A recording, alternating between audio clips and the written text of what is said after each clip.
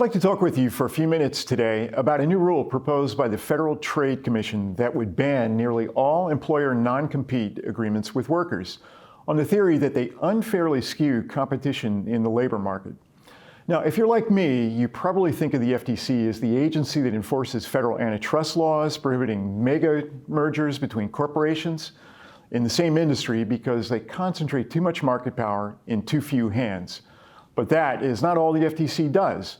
The newly proposed rule makes it clear that the FTC intends to focus its regulatory attention and enforcement efforts on employer non-compete agreements on the belief that they negatively affect competition in the labor market and result in lower wages for all workers across the U.S. labor force.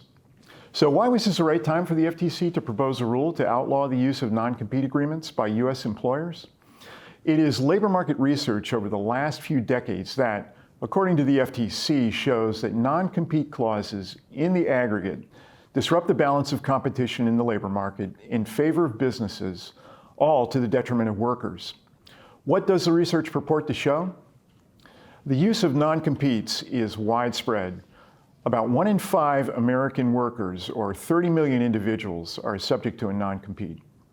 Non-competes reduce competition for labor and suppress wages for workers covered by them, and even suppress the wages of those who are not covered by non-competes. Non-compete clauses stifle the creation of new businesses and suppress productivity and technological innovation.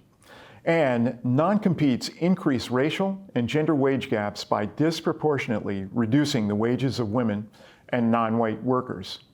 Businesses, on the other hand, have argued forcefully that there are very good reasons for the FTC to stay out of the business of regulating worker non-competes and the labor market.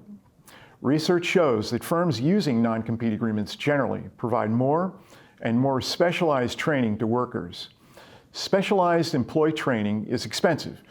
Without the use of non-competes to prevent an employee who has received specialized training from walking down the street to work with a competitor, there is much less incentive to employers to make the investment in employee training, and workers are worse off because of it.